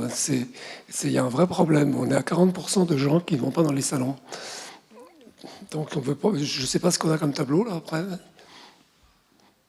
Oui, alors celui-là, c'est très intéressant. C'est de voir le hit parade des salons suivant les métiers.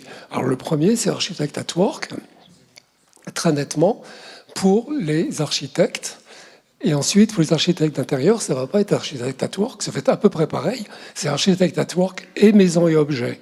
Vous voyez, les bureaux d'études qui ne bougent pratiquement pas, il n'y en a que 11% qui vont visiter les salons. C'est effrayant. Enfin, je veux dire, ils restent dans leur bureau. Vous voyez, les économistes bougent très peu aussi, ce qui est étonnant. Et les maîtres d'œuvre vont aller à Batimat. C'est-à-dire que c'est les principes, les deux salons les salons dont vous parlez ici, c'est-à-dire que Architect at Work est très bien placé sur les architectes et les architectes d'intérieur. Le mondial du bâtiment est très bien passé sur les architectes, mais également d'autres salons comme Équipe Hôtel et Ideabat, tout ça sont des plus petits scores, même Renaudès, mais c'est quand même, ce sera visité surtout par des archis.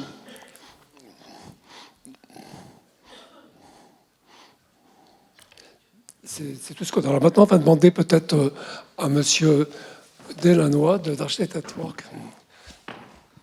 Bonjour à tous. Merci de m'accueillir aujourd'hui. Donc Rémi Delannoy, je suis responsable commercial pour l'ensemble des événements Architect at Work francophones, je précise. J'ai pensé pour commencer à vous introduire une petite vidéo puisque mon temps est imparti et qu'une image vaut 1000 mots, comme disait Confucius. Donc voilà, petite vidéo.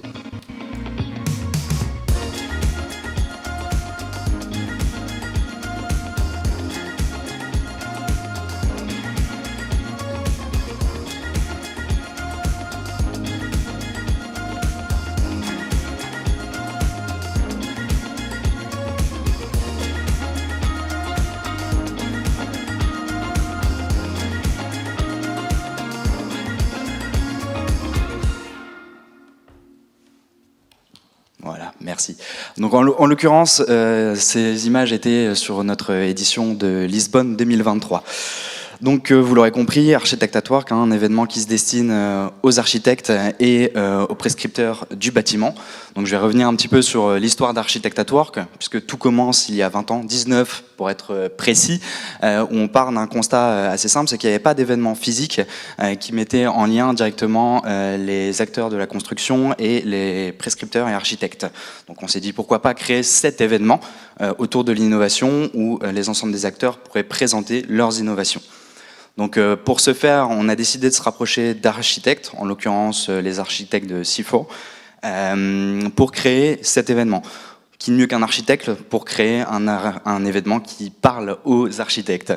Donc de fil en aiguille, les événements ont pris de l'essor. Aujourd'hui, on a une présence vraiment internationale avec une scénographie très très particulière. Le réseau est vraiment le maître mot-clé sur l'ensemble de nos événements. Vous allez avoir un lien direct entre le visitorat et les exposants. Vous allez vraiment pouvoir communiquer, échanger de manière très approfondie avec les exposants et les prescripteurs. Slide suivante. Donc au niveau du profil de nos exposants, ils se divisent en 4 grandes familles. Donc l'enveloppe du bâtiment, les équipements techniques, services et logiciels, finition et décoration d'intérieur. Souvent, je prends une image, on prend une maison, on la secoue et tout ce qui reste accroché à la maison à sa place sur l'ensemble de nos événements. En fait, on a un événement qui est réservé. Ne quittez pas. Un événement qui est réservé du coup aux fabricants ayant une distribution nationale et aux distributeurs nationaux exclusifs dans les secteurs qui viennent d'être présentés. Donc au niveau du profil des visiteurs, il va se diviser en 2 grandes familles. Donc premièrement, les architectes, ingénieurs conseils, bureaux d'études et économistes qui représentent à peu près 40%. Les autres 40%, ça va être tout ce qui va être designer, architecte d'intérieur, pour ensuite laisser place aux étudiants, promoteurs, etc., etc. Parlons performance. Notez qu'une participation sur Architect at Work, c'est vous assurer en moyenne 113 leads au cours d'une participation. C'est ce qu'on note sur nos éditions françaises. Donc ici aussi quelques chiffres des 3 éditions 2023, donc presque 500 exposants. Plus de 10 000 visiteurs, 98 000 leads passés et plus de 1000 innovations approuvées et présentées. Concernant Architectatoire, on peut aussi noter qu'on tend à devenir un média à part entière. Effectivement, aujourd'hui, on a une plateforme digitale, donc vous pouvez à la fois assister à nos événements de manière physique, mais aussi online, puisqu'on rediffuse tout sur notre plateforme digitale. On va aussi communiquer sur l'ensemble des innovations.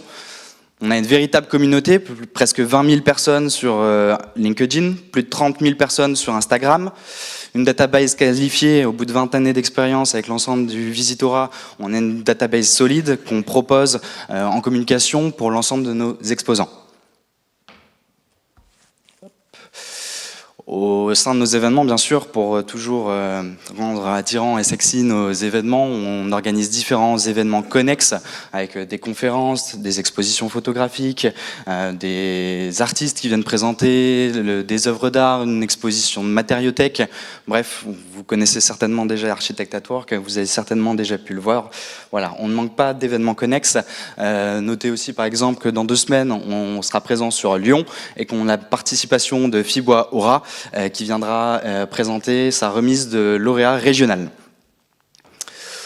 Donc pour conclure, une présence internationale, aujourd'hui 15 pays en Europe, dont 5 participations en France. Donc la particularité, c'est que vous allez retrouver chaque année une présence sur Paris et 2 présences régionales. Donc on pourra nous retrouver dans 2 semaines à Lyon, le 5 et 6 juin. Ensuite on enchaîne avec Paris en octobre, puis Nantes en novembre. Et l'année prochaine, on laissera place à Marseille et à Bordeaux, plus Paris qui reviendra bien évidemment. Donc voilà, merci pour votre écoute et n'hésitez pas, si jamais vous aviez d'autres questions, des zones d'ombre à éclaircir, n'hésitez pas, je suis présent. Merci beaucoup.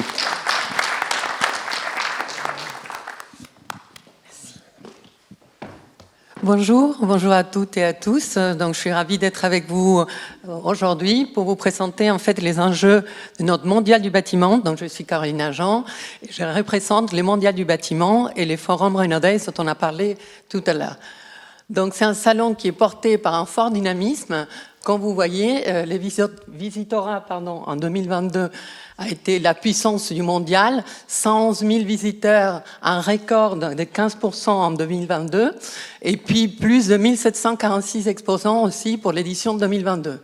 Et une répartition des cibles qui est assez diversifiée.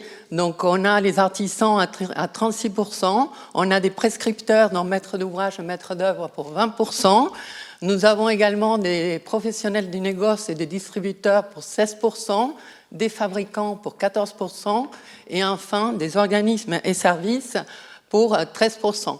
C'est un événement aussi très international, comme vous le savez. Nous avons un Visitora de plus de 20 000 délégations internationales et nous comptons faire mieux pour 2023 parce que ça s'annonce une belle crue. Donc si on passe à la slide suivante, on a aussi donc les exposants qu'on a eu l'année dernière. Donc on a 1300 exposants, donc une grande partie aussi d'internationaux. Et dans des différents segments, on est la construction tech, interior and garden, les grosses œuvres, structures, enveloppes hors site, les matériels du chantier et outillage, les organismes et services et la menuiserie et la fermeture. Donc comme vous voyez, c'est beaucoup de segments qui sont représentés au Mondial du bâtiment. Et également, nous avons mis en place une nouvelle stratégie sur 4 axes majeurs. Le premier axe est la convivialité, parce qu'on est de retour à la porte de Versailles, comme vous le savez. On était sur Villepinte pendant plusieurs émissions et aujourd'hui, on est revenu à porte de Versailles. On a également une nouvelle configuration. Pourquoi? Parce qu'on a changé notre business model depuis 2022 et aujourd'hui, nous sommes sur 5 différents types de stands qui vont du 18 mètres carrés à 99 mètres carrés pour essayer d'économiser et faire aussi des stands éco-conçus pour nos exposants. Et enfin, nous avons une démarche RSE sur une neutralité d'impact pour pouvoir, en effet, avec les nouvelles solutions qu'on met en place, comme les stands éco-conçus, mais également pour les faire venir avec des mises en place des bus et des trains pour nos visiteurs. Une session aussi de covoiturage et nous avons fait le choix cette année de la non-moquette partout dans les allées, dans tous nos halls, les 7 halls que nous empruntons pour la édition 2024. Donc si on passe à la slide suivante, on voit effectivement que nous sommes avec 3 grands salons, comme vous savez, les salons de la salle de bain, qui est Idéobain, sur les pavillons 2 et 2-3, Interclimat, qui est les salons de la génie climatique, on est dans les pavillons 3, et nous avons la grande nouveauté cette année, donc 2 autres salons qui nous rejoignent, qui sont Équipe B, les salons de la porte-fenêtre, et les salons également de Metal Expo, qui est dédié à la menuiserie et à la métallerie. Et enfin, un grand programme... Pardon, excusez-moi. Et enfin aussi, tous les pavillons 5.1 pour les délégations internationales. Et nous avons inclus aussi les pavillons 7.2 qui regroupent tous les matériels de chantier et outillage, à peu près 27 000 m² de plus que nous avons pour cette édition 2024. Et pour finaliser, je vais vous présenter notre stratégie « Changeons de perspective », donc 4 thématiques pour analyser les présentes et préparer l'avenir. Donc l'adaptation, c'est s'adapter à un monde qui change avec les enjeux de la crise climatique, les objectifs de décarbonation que nous avons d'ici à 2030, les usages des bâtiments repensés. En deuxième axe, nous avons l'innovation, c'est innover pour changer le monde. Donc, atteindre les objectifs de décarbonation, améliorer la qualité des bâtiments et rendre les entreprises plus performantes. En troisième position, nous avons les territoires, parce que nous savons qu'aujourd'hui, on ne peut pas répondre à des enjeux globaux sans dynamiser, sans valoriser et sans aménager les territoires. Donc, on va venir, en effet, dans les territoires, dans les différentes grandes métropoles de France pour pouvoir porter la parole et faire venir aussi des gens des provinces. Et en quatrième position, les femmes et hommes du bâtiment pour cultiver des valeurs en commun, pour créer une nouvelle génération de bâtisseurs, des valeurs communes pour tous, et enfin cultiver les compétences et les savoir-faire de toutes les femmes et hommes du bâtiment. Donc voilà, merci à vous, merci. Alors, on va demander à Florence de bien vouloir nous parler de Material and Lights. Je vais donner une image, non ? Ah voilà. Bonjour, alors moi je viens vous parler d'un salon un peu plus intime qui s'appelle Materials and Light, qui a été lancé donc, il y a 10 ans par le magazine DA. Alors je remercie Daniel Luther qui est présent et donc, qui a contribué à lancer ce salon il y a quelques années lorsqu'il était présent sur le magazine DA. Donc on était un leader de la presse architecturale et il nous manquait en fait une plateforme pour pouvoir rencontrer nos lecteurs à travers effectivement des rendez-vous physiques. Donc le salon Materials and Light nous a semblé le plus adapté pour pouvoir répondre en fait à ce système-là. Donc aujourd'hui, Materials and Light a pris un petit peu d'ampleur. On peut se targuer d'avoir environ 2000 visiteurs. Par contre, on est resté sur un quota d'exposants qui est assez réduit. Donc quand on parle de convivialité, quand on parle de synergie, eh bien on sait de quoi on parle, parce qu'effectivement, lorsqu'on a 70 à 80 exposants, c'est possible. Effectivement, sur des très gros salons, ça semble beaucoup plus compliqué.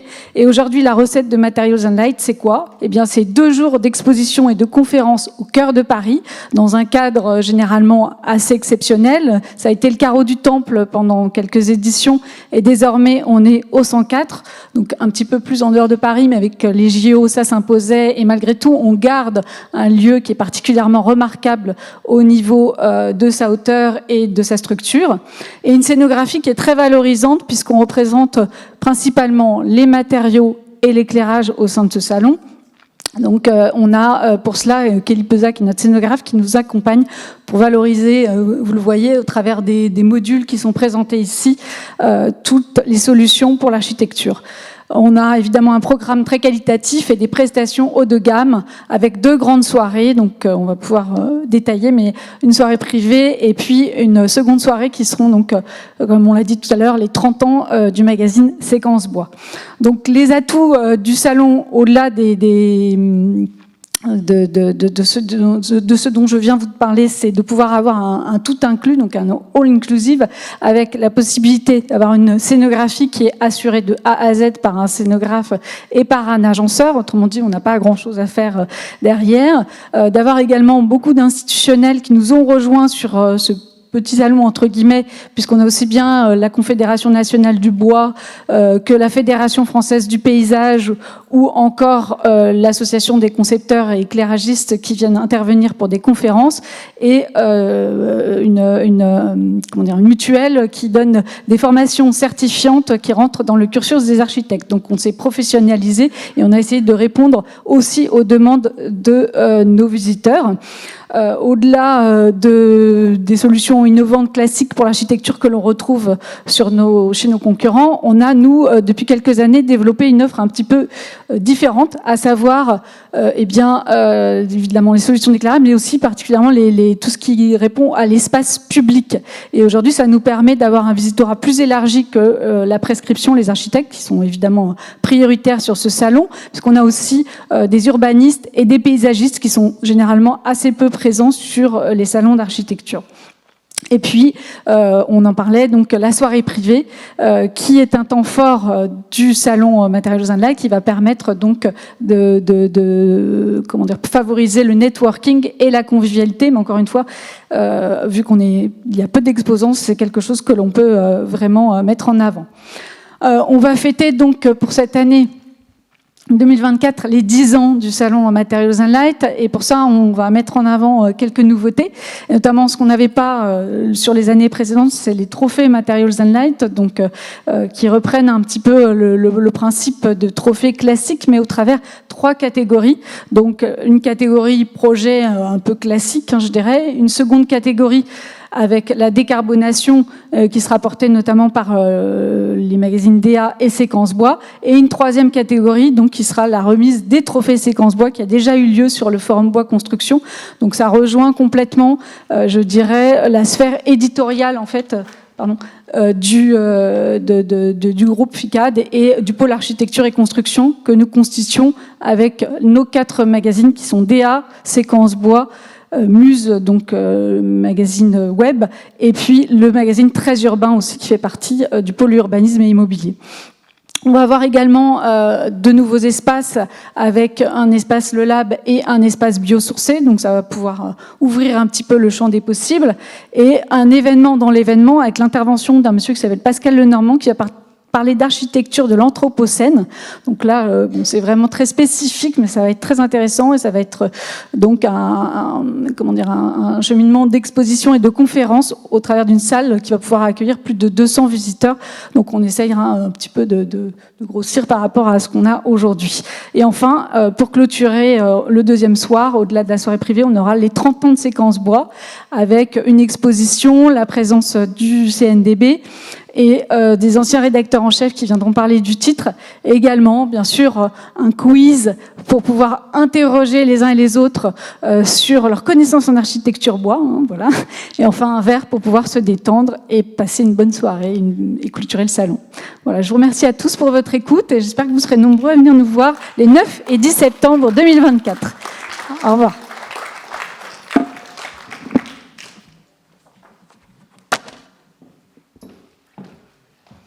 Daniel.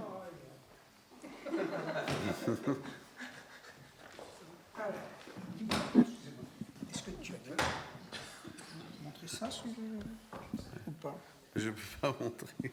Là-dessus. Ah bah si, non. Tu l'as. Non, ah bah non, tu peux pas, c'est trop tard. Je l'ai. Ah bah tu l'as. Je l'ai là, oui, bien sûr. J'ai tout. Tu peux mettre ça à côté, s'il te plaît? Merci. Alors bonjour Daniel. Bonjour. Et maintenant, nous allons parler dans des journées à vivre. Voilà. Oui, contrairement à ce qu'on pense, je pense que vous connaissez probablement le magazine À Vivre. Et en fait, ce magazine est né d'une manifestation, et non pas l'inverse. Ça a été créé à une vingtaine d'années, et en fait, ce sont une trentaine ou une quarantaine d'architectes qui souhaitaient montrer leur projet auprès du grand public. Ils ont créé un document pour cette manifestation, et ce document est devenu le magazine, qui s'appelle Architecture à Vivre. Chaque année, donc depuis une vingtaine d'années, on organise une manifestation où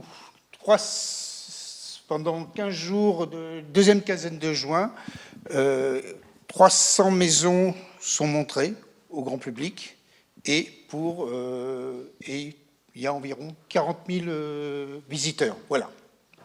On fait un numéro bien évidemment spécial. Voilà. Et donc, non, l'originalité, c'est surtout d'avoir eu une manifestation qui crée... pardon, merci. Donc, chaque année, donc, on fait cette manifestation. Il y a, suite aux 15 jours, une remise des prix. Suite aux visites, on fait plusieurs prix. Et cette remise de prix, avec un choix par les lecteurs et un choix par les rédacteurs, au mois de septembre. Alors là, ça aura lieu d'ailleurs au moment de Architectatoire, où nous ferons la remise des prix sur le salon. Voilà. 205. Oui, Architectatoire, c'est autre chose. Voilà. Autre chose? Non, toi. J'étais clair ou pas? Tu as d'autres choses? Non, une plateforme bien dédiée. Non, voilà. Bon. Donc, si cela peut intéresser certains, c'est un marché un peu particulier parce que le marché de la maison individuelle en France, c'est 5% des maisons individuelles à peu près, faites par les archis, hein, j'entends. Hein. Voilà. Mais bon, c'est peut-être pas nécessaire. Bon, ben voilà. Et ben, j'ai tout dit, non? Daniel. Je t'en prie, à très bientôt.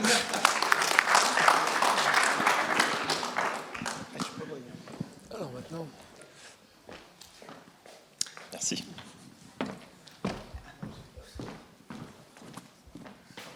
Bien, bonjour à tous. Je tenais déjà à remercier Bertrand et Michel pour cette invitation. Je suis donc le directeur du salon IBS, Intelligent Building System. C'est un salon qui fait aujourd'hui partie du groupe Infopromotion. En fait, on est un organisateur de salons indépendants, très axé sur l'IT.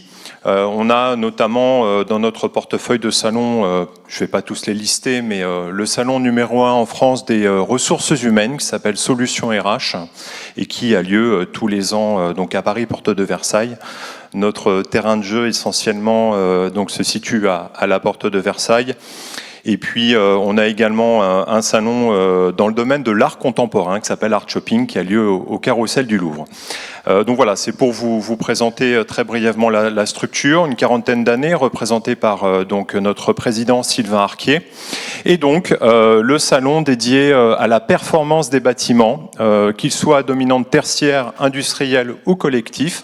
C'est un événement effectivement annuel qui a aujourd'hui atteint une solide notoriété après 14 ans d'édition et qui effectivement est très orienté gestion technique du bâtiment. Donc on est vraiment dans la partie technique, la partie connectivité du bâtiment. C'est effectivement ce qui caractérise IBS. Ce sont 200 industriels présents chaque année sur un format 2 jours qui drainent, qui mobilisent 7000 visiteurs, essentiellement axés sur un profil d'intégrateur, d'installateur, de bureaux d'études. Donc voilà, c'est ce qui caractérise donc là en grande majorité le visitorat. Voilà, c'est un événement qui a depuis plusieurs années axé en fait son positionnement sur la notion de recherche de performance énergétique. Elle est assez importante et l'actualité le confirme avec les décrets, qu'ils soient bac ou tertiaires, présents donc depuis 2020 avec une grosse échéance au 1er janvier 2025. Et ce qui effectivement a pour objectif de booster véritablement le marché de la rénovation énergétique des bâtiments. Et ce qui explique que IBS est un salon qui est plutôt en bonne santé et qui vous donne rendez-vous les 13 et 14 novembre prochains à Paris, porte de Versailles. Voilà, je vous remercie.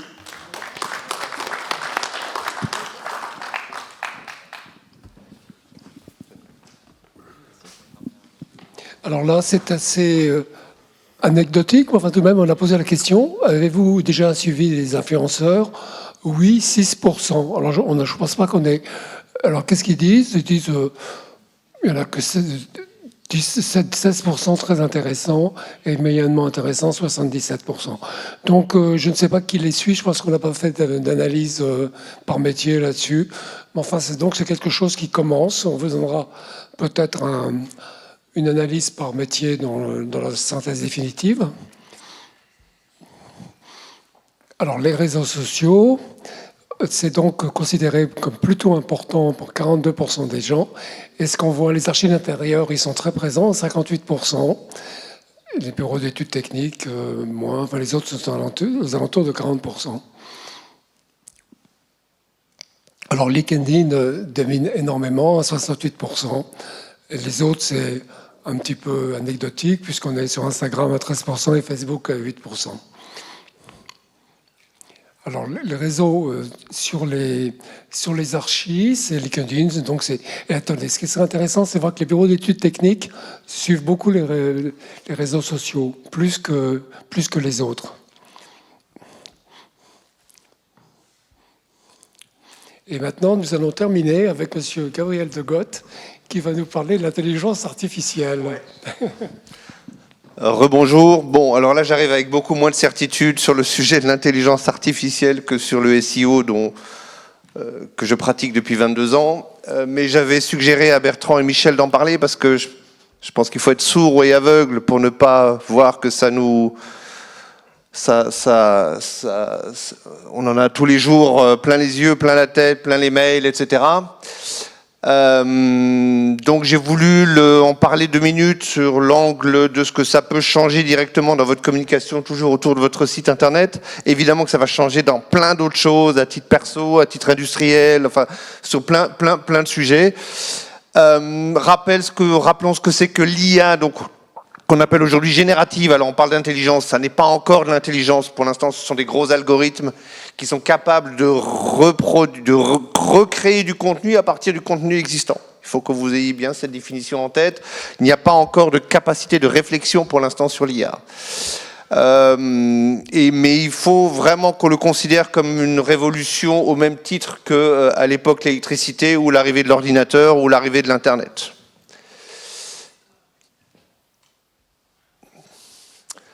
Alors, sur quoi ça va changer des choses? Et là encore, je suis désolé, j'évoque des pistes et des choses qu'on a lues ou qu'on pratique déjà.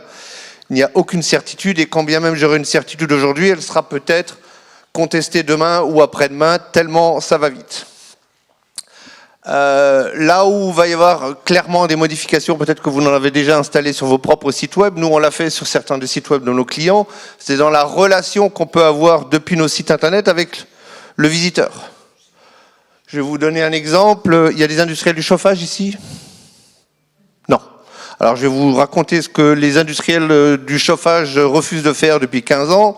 C'est offrir une hotline depuis leur site internet, parce qu'ils n'ont pas, depuis des années, ils n'avaient pas envie d'être emmerdés par Monsieur Michu qui a un problème avec sa chaudière. Donc Chappé, Frisquet, De Dietrich, etc. faisaient tout pour ne pas avoir de relation avec leurs usagers. Aujourd'hui, l'IA va leur permettre d'avoir une relation, une interaction beaucoup plus facile avec leurs usagers, ou en tout cas leurs visiteurs, sans que ça leur coûte une mobilisation humaine. Parce que, alors comment ça va marcher? Il faut imaginer que vous avez peut-être des chatbots sur vos sites web. Le chatbot aujourd'hui, on est capable de le paramétrer de telle manière à ce qu'il aille piocher dans une... alors c'est pas un dossier précisément, mais lui dire comment il va aller attaquer une certaine information qui est directement liée à votre activité. On va imaginer que c'est un dossier dans lequel il y a tout votre doc, tout ce que vous aurez bien voulu lui donner, et l'IA, elle sera capable, elle est déjà aujourd'hui capable de répondre à toutes les questions possibles dans lesquelles que vos documents, auxquels vos documents seront capables de répondre. Je ne sais pas si c'est clair. Là où les choses ont déjà changé, c'est la partie multilangue. Aujourd'hui, créer un site web dans une langue, c'est du boulot. Mais créer un site web dans une deuxième langue, c'est devenu très facile. On a notre propre CMS dans mon entreprise. On a déjà commencé à l'interfacer avec des IA, c'est-à-dire qu'en cliquant sur un bouton, je caricature un tout petit peu, mais en cliquant sur un bouton, on va pouvoir créer un clone d'un site web dans un anglais, dans un allemand, dans un italien, dans un espagnol, très correct. Que je dis très correct. La génération de contenu, bon, vous savez ce que c'est la première utilisation que vous en avez fait de ChatGPT, vous avez tous dû jouer plus ou moins avec ça. Donc ça, c'est devenu quelque chose de presque usuel maintenant. Attention, il faut vraiment qu'on garde les avertissements en bas de page. C'est un peu comme le modèle autonome de la Tesla, garder les mains sur le volant. Ça veut dire quoi? Ça veut dire que l'IA vous promet monts et merveilles, mais en même temps, vous êtes responsable du contenu, qu'il soit fait par le PDG, le stagiaire, le responsable marketing ou l'IA. Si c'est publié sur votre site internet, vous en êtes juridiquement responsable. Ça veut dire que l'IA fait des merveilles, mais il faut quand même vérifier. On peut parler rapidement de l'usage. Là, on n'a pas de certitude là-dessus. Aujourd'hui, quand vous êtes sur un moteur de recherche, vous tapez des mots-clés. Avec l'IA, vous parlerez directement dans votre téléphone. Donc, forcément, la formulation de la recherche, elle va changer. Est-ce que les habitudes vont changer du tout au tout du jour au lendemain? On ne pense pas. Par contre, on pense que ça va être assez rapide. Et ça a des impacts sur le SEO, dont j'ai parlé tout à l'heure.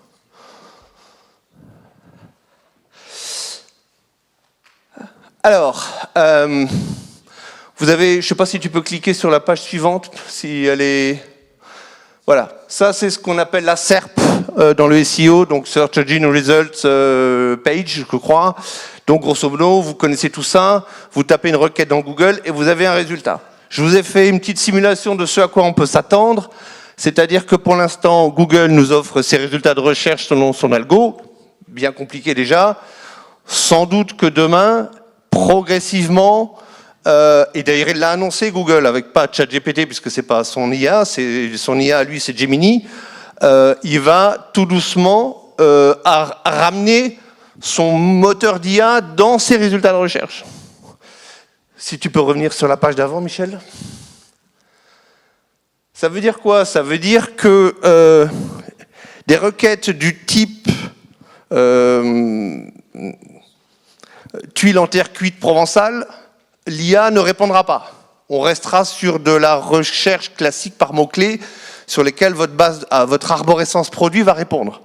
Mais si demain vous lui demandez comment poser mes tuiles sur un toit de telle pente en tuile provençale, peut-être que ce n'est plus les contenus indirects dont j'ai parlé tout à l'heure d'un site industriel qui apparaîtra, mais peut-être que ce sera tout doucement remplacé par l'IA.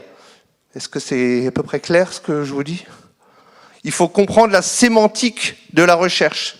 Selon la sémantique de la recherche, c'est le site web qui apparaîtra ou c'est l'IA ou un moteur d'IA qui apparaîtra. Après, il y a une sorte de schizophrénie pour Google en particulier, puisqu'il vit des résultats de recherche et de ses AdWords, donc de ses liens sponsorisés. Le jour où il bascule tout sur... enfin, tout, non, mais où il bascule sur l'IA, on ne sait pas trop encore comment il va monétiser tout ça. Donc, on est entre l'évolution techno et les intérêts économiques de chacun, et vous pouvez imaginer que c'est en milliards qu'on parle. Qu'est-ce que ça veut dire pour vous? Ça veut dire que l'arborescence produit dont j'ai parlé tout à l'heure, les fiches produits, le contenu de votre gamme, la segmentation, elle aura d'autant plus d'importance puisque c'est celle-ci qui sera sur lequel le potentiel de SEO sera concentré. C'est-à-dire toutes les requêtes connexes dont j'ai parlé dans la première partie de guides, de FAQ, etc., progressivement perdra d'importance pour vous au bénéfice de votre arbo-produit. Ça va? Et puis, ouais, là, on n'en sait rien encore. Je n'ai pas de réponse à ça. Demain, on inventera le Search IA Optimization. Je ne sais pas encore. Mais on peut s'attendre à ce que l'IA réponde à des choses qui vous concernent directement, en sourçant peut-être votre propre site web. Mais là-dessus, je n'ai pas de données. Si quelqu'un en a ici qui me le dise, mais on n'est pas loin de la boule de cristal. Mais à l'évidence, il faudra qu'on commence à regarder là-dessus. Voilà, si vous avez des questions, des remarques, n'hésitez pas, mais je viens en toute humilité parler de ça. Voilà. C'est tout bon ? C'est tout bon. Ben voilà, merci beaucoup. Bon, ben, je crois que c'est le mot de la fin. On est très en avance. Bien, on a terminé 10 minutes en avance, ça m'étonne moi-même. Alors là-haut, vous avez un petit cocktail qui vous attend. Et puis, j'espère qu'on pourra recommencer l'année prochaine si SMA BTP veut bien nous recevoir. Et voilà, à bientôt. Pardon ? Qu'est-ce que tu dis ?